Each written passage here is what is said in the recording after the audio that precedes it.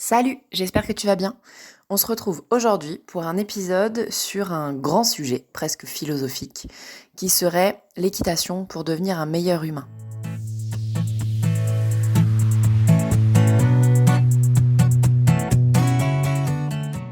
Salut, bienvenue dans À Cheval, le podcast de l'équitation collaborative. Je suis Morgane, je suis coach en équitation et j'accompagne mes élèves, peu importe leur discipline ou leur niveau équestre, vers plus de collaboration dans leurs échanges avec leur cheval. Si tu es cavalière et que tu es à la recherche de connaissances, de tips, de réflexions ou d'exos pour que ton équitation devienne plus collaborative, alors t'es au bon endroit. Dans ce podcast, je te partage seule ou avec mes invités tout pour t'inspirer et que tu puisses développer l'équitation dont tu rêves avec ton cheval. T'es prête ? Allez hop, à cheval ! Alors, avant de commencer cet épisode, j'ai juste envie de te poser là qu'il y a deux choses différentes aujourd'hui. C'est que nous sommes mardi et pas lundi. Et le son de l'épisode doit être un peu particulier par rapport à d'habitude. Tout ça est expliqué par la même chose. Je suis partie en vadrouille. Et du coup, ça demande des petites adaptations de planning. Donc voilà l'épisode ce mardi et voilà le sujet qu'on va développer aujourd'hui. Ce sujet, il est venu à moi. J'ai vraiment eu l'idée, notamment avec toutes les discussions que j'ai avec Léa. Vous savez, Léa de Kairos Équitation, avec qui on a fait un hors-série la semaine dernière, parce que on discute souvent de ça. Que un des trucs qui rapproche nos pratiques, elle et moi, c'est qu'on voit plus loin que l'équitation. On n'enseigne pas l'équitation pour l'équitation. Les pratiques qu'on propose, c'est vraiment du coaching et l'idée, c'est vraiment de permettre aux gens de monter en compétences, comme on dit dans le milieu, et, euh, et du coup, alors, s'améliorer en tant qu'humain, progresser en tant qu'humain, devenir un meilleur humain, tout ça, dans meilleur, dans progresser et tout ça, moi j'entends pas la performance, j'entends pas être le meilleur, être meilleur compétiteur, réussir tout ce que je fais, etc. J'entends plutôt quelque chose de l'ordre de l'authenticité et quelque chose de l'ordre de la... Ouais, c'est la vérité qui me vient. Et c'est important pour moi de le poser là parce que quand on a, enfin, je sais pas si toi qui m'écoutes, tu es très adepte du milieu du développement personnel, mais il y a un peu tout ce truc-là de devenir la meilleure version de soi-même, etc., etc., avec toujours cette recherche de performance. Et à mon sens, euh, ça nous aide pas. Moi, en tout cas, j'ai pas l'impression que ça m'aide. L'idée, ça met beaucoup de pression pour devenir quelqu'un de meilleur du point de vue performance. Et pour moi, l'équitation, c'est vraiment une pratique qui nous permet de devenir meilleur d'un point de vue j'allais dire, de la justesse et de l'authenticité, de nous permettre d'être vraiment nous-mêmes, de laisser tomber les masques sans, sans vouloir dire que forcément on se fout à poil une fois qu'on arrive devant nos chevaux, au sens figuré bien sûr.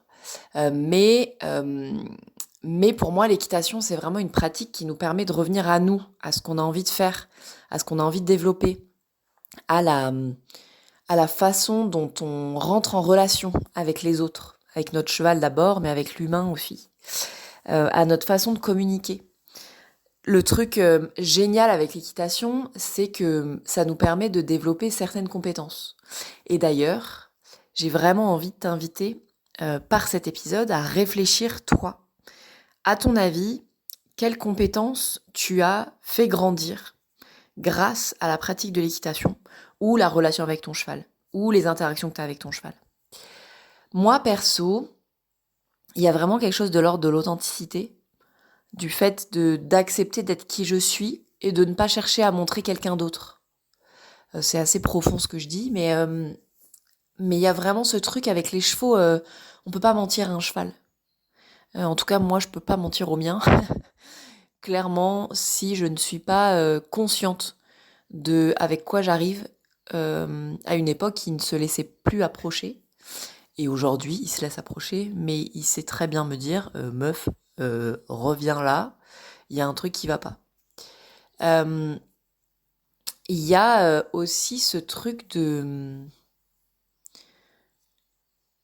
Moi, il y a un peu un truc qui me dit que le cheval est toujours légitime et le cheval a toujours raison.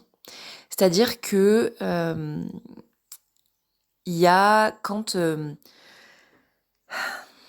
ça m'a permis vraiment une remise en question, mais une remise en question saine. C'est-à-dire que il y a ce truc de quand mon cheval ne fait pas ce que je lui demande, il y a une raison.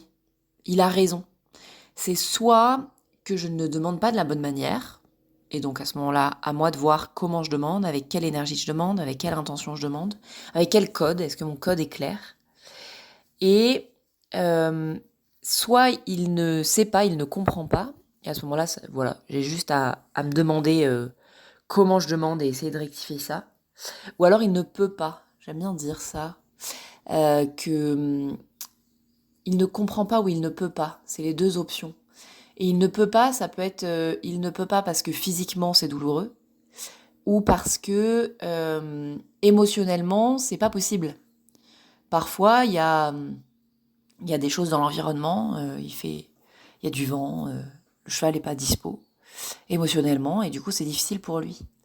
Et donc quand c'est ces deux options là, encore une fois, à moi de trouver la bonne approche pour soit lui faire le mouvement que je voulais lui faire au départ, soit adapter ce mouvement pour qu'il soit plus adapté à mon cheval là maintenant.